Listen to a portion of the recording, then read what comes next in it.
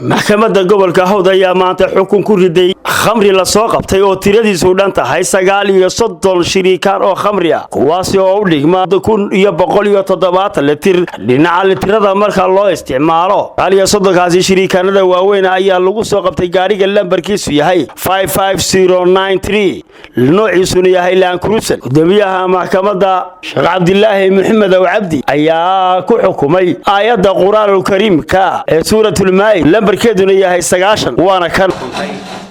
nimanka baxsaday markii la helo waxa ku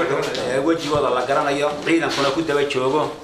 markii la qabto 3 sano iyo 3 milyan oo taqsiira sidoo kale 930 shariikaan ee khamrida ah oo midkii wariba uu qaadayo 30 litir uu qaadayo iyagana in la gubo ay maxkamadda sidoo kale maxkamaddu waxay xukuntay gaariga Land Cruiser-ka ee lambarkiisu yahay 55093 boqolkiiba 5 yaana la qiimeeyo boqolkiiba 5 iyo ku xukumay yahay doon hore uga shaqeyn jirin khamrida waxaan aad iyo aad ugu mahadnaqaynaa ciidanka yaana gobolka Hawd dhammaan sida uu u shaqeynayo iyadoo aynu hore uga zuulinay gobolka dhamaantii aynu uga zuulinay diinacaygi iyo wixii xumaa maantana aynu isku dhex jirro khamrida ceebteeda haddaan yaano wax ka sii yar bayaamiyo oo iyadoo yaano nimanka aan nooc suganayna qodobka afraad aayadda quraanka ee dhigaysa min amri shaydaani fajtanibuhu la'allakum tuflihun yaana aayadda quraanka ciidanka booliiska jamhuuriyadda Soomaaliland ka howlgala gobolka Hawd degmada Sayla ayaa xil weyn iska saaray sidii ay maandooriyaasha ay u soo qaban lahaayeen iyo dhamaanba muqaddara waxa halkaasi ka mahad celiyay taliyaha ciidanka booliiska Shaale Jamaal Cabdi Jaamac iyo taliyaha degmada Sayla laba xidigle Mahdi iyadoo oo goobtaasi ay ku sugnaayeen waxaana hadaladoodii kamid ahaa sharaf degmadu hore waxay u soo qabatay rasaas iyo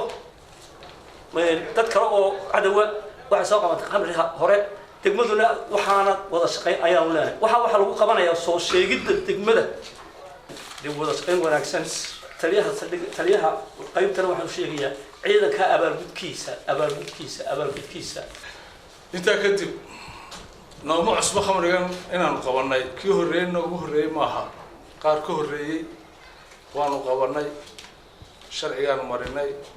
kana waa la qabanaya sharcigu baa la marinaya waana hawsheeda aanu taaganahay hadiya habeen inaan la dagaalano wax alla wixii muxaadaraada ee baabiinaya bulshada iyo dadweynaha waxaan fariin dheer u dirayaa cidii ka ganacsan jirtay cidii u adeegi jirtay iyo cidii gaadiid ku qaadi jirtay in booliisku u soo jeedo una og yahay qof kasta meeshu ku sugan yahay taliyaha ciidanka saldhigga degmada Sayla ayaa walow ku sugnaa goobtaasi iyadoo ay ka dhex muuqanin maamulada degmada Sayla ay goobtaasi ka maqnaayeen waxa khamrigaasi lagu gubay goob fagaara ah oo ay ka soo qayb galeen dadweynaha degmada Sayla mana aha markii uu horeysay ee khamriga cadadkan oo kala la qabto waxaana dhamaanba dadweynaha loogu mahadnaqay sida xilkasnimada ah ee biliiska ula shaqeeyaan وأحمد محمد عوالة تلفزيون قرية جمهورية الصوماليلاند الجبل كهور دقمة السيلا